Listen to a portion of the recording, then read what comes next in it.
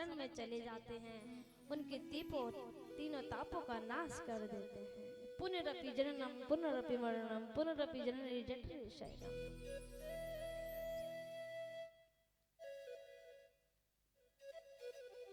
भगवान की शरण में, ठाकुर जी की शरण में वही आते हैं जिन पे श्यामा प्यारे की कृपा हो, जिस पे हमारे नारायण जी की कृपा हो।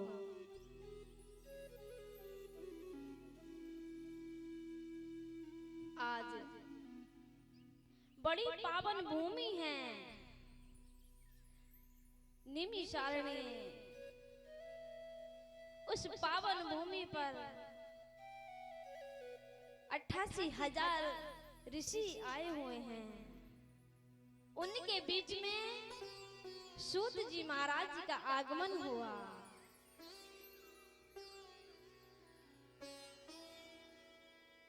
जैसे ही सूत जी आए, 88,000 ऋषियों ने आकर सूत जी का नमन किया और सुंदर सा आसन बिछाया, उन पर विराजमान किया। 88,000 ऋषियों ने सूत जी महाराज जी से प्रश्न किया कि प्रभु, ये जो कली काल है, घर घर में कलेश होते हैं, कोई भगवान की भक्ति नहीं करता, जहां जाओ वहां खलमची मची हुई है। इनका उद्धार कैसे होगा, इनका निवारण कैसे होगा, कलयुग का जीव के कष्टों का निवारण कैसे होगा। हमें कोई ऐसी कथा सुनाइए जिससे इन संसार के लोगों का कल्याण हो जाए, उद्धार हो जाए। उस तपोस्थली में कोई छोटे छोटे संत नहीं थे, कोई कोई 1000 वर्ष वाले साधु संत आए हुए थे। और जो हमारे सूत जी महाराज हैं वो छोटी अवस्था के थे। और जैसे ही सूत जी का आगमन हुआ, भगवान ने प्रश्न किया कि हे महाराज, ऐसा कुछ बताइए जिससे संसार के लोगों का दुख दूर हो जाए, ऐसी कोई हमें पावन कथा सुनाइए भगवान की।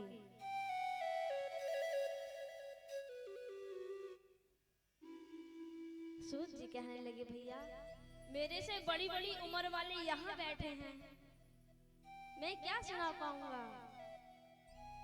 सनकादिक ऋषियों ने, 88,000 ऋषियों ने हाथ जोड़कर निवेदन किया, है प्रभु, धन वृद्धा बल वृद्धा आयु रापति विजय ते सर्वे विज्ञानम वृद्धा किंकरा शेष किंकरा।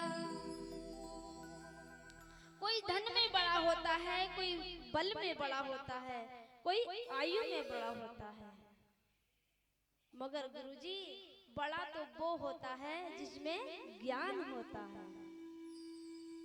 बड़ा तो कोई भी बन सकता है, मगर जिसमें ज्ञान हो बड़ा तो वही माना जाएगा।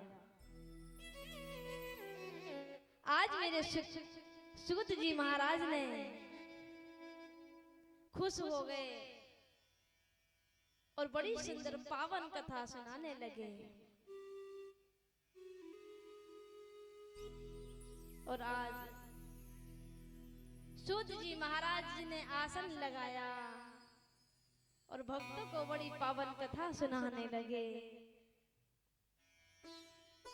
88,000 ऋषियों ने कहा, इस कलयुग का बड़ा प्रभाव हो गया है। ये कलयुग के जीव काल रूप के मुंह में बैठे हुए हैं। कहते हैं ना, अजगर है, अजगर के मुंह में कोई चला जाए, जब तक वो मुंह बंद नहीं करेगा तब तक वो जीवित है, और उसने मुंह बंद किया नहीं और वो इंसान पेट में गया नहीं। वही स्थिति है कली काल की। ये जो कलयुग है, हर जीव इस कलयुग के मुंह में बैठा हुआ है। ये कलयुग मुंह को बंद कर लेगा तो इंसान का गोविंदाय नमो नमः हो जाएगा। संसार के हित के लिए 88,000 ऋषियों ने सूत जी से प्रश्न किया कि हे महात्मन, इनका कोई ऐसा उपाय करो जो संसार के लोग खुशी से रहे। कथा समझ में आ रही है ना? किन किन के आ रहे हाथ उठाना जरा, ऐसे नहीं, ऐसे। हाँ, क्वा सुधा क्वा कथा लोके क्वा कच क्वा वर्णमः ब्रह्मरातो विचारे विदधा देवाज्यास्यः।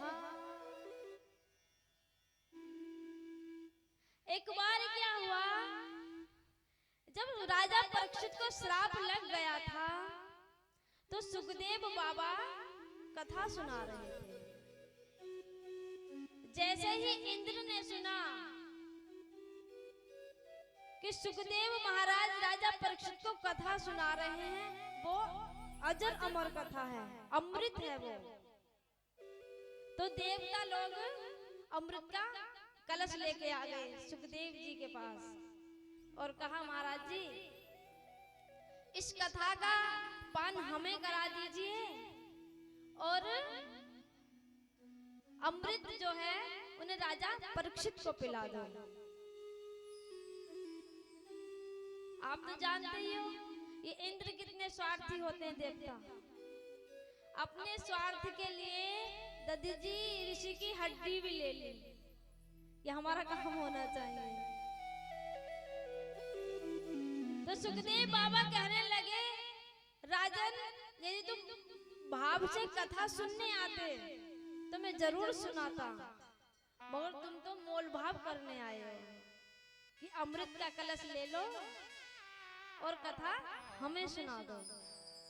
तो यहाँ मैं व्यापार नहीं करता, भाव से आते तो मैं जरूर सुनाता। जैसे ही देवताओं ने ये बात सुनी, ब्रह्मा जी के पास गए। ब्रह्मा जी से कहा कि महाराज जी बताइए, भागवत जी क्या है? कहने लगे, क्या है? कहने लगे, तो भगवान की वांग्मय प्रतिमूर्ति है। कहने लगे, ऐसा क्या है? हम सुखदेव बाबा के पास गए और हमें उन्होंने कथा नहीं सुनाई। अमृत में और भागवत जी में क्या अंतर है?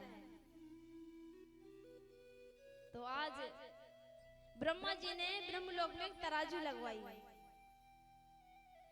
एक तरफ तो इस संसार के सारे सामान रख दिए और एक तरफ भागवत जी रख दिए, और भागवत जी का वजन किसी से हल्का नहीं हुआ, कम नहीं हुआ।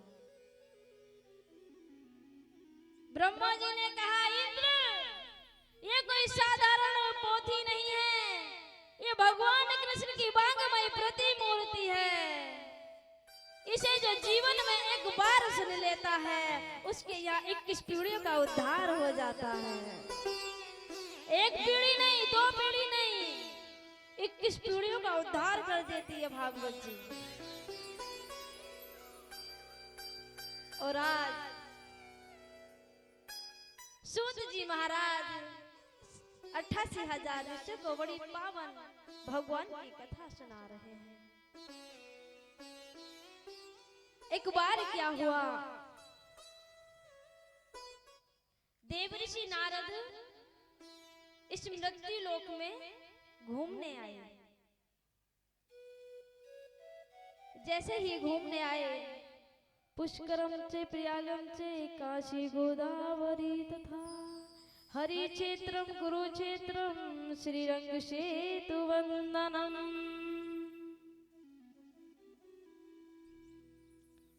पुष्कर गए, प्रयागराज गए, गोदावरी गए, सेतु वंदनम गए, मगर देवऋषि नारद को कहीं शांति नहीं मिली। जब शांति नहीं मिली तो एक मार्ग से गुजर रहे थे।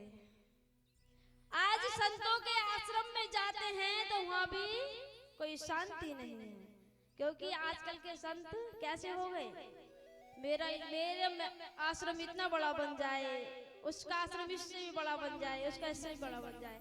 आजकल तो बस हाय हप्पो होने लगी है। बस नाम चाहिए, नाम, हमारा नाम होना चाहिए। आज संतों के आश्रम में भी उन्होंने शांति नहीं देखी, और आज जैसे ही वृंदावन के पास पहुंचे, आहा, वृंदावन में जैसे ही प्रवेश किया, देवी ऋषि नारद का मन बदल गया। तभी तो कहते हैं क्या, वृंदावन जाने को जी चाहता है। कौन कौन जाएगा वृंदावन? कथा ना ऐसे नहीं सुनी जाती है साइड से, उसे पाप लगता है। हाँ, झूठ नहीं है, शास्त्र में लिखा हुआ है ये। अगल से बगल से कभी कथा नहीं सुननी चाहिए, उसे फल नहीं मिलेगा।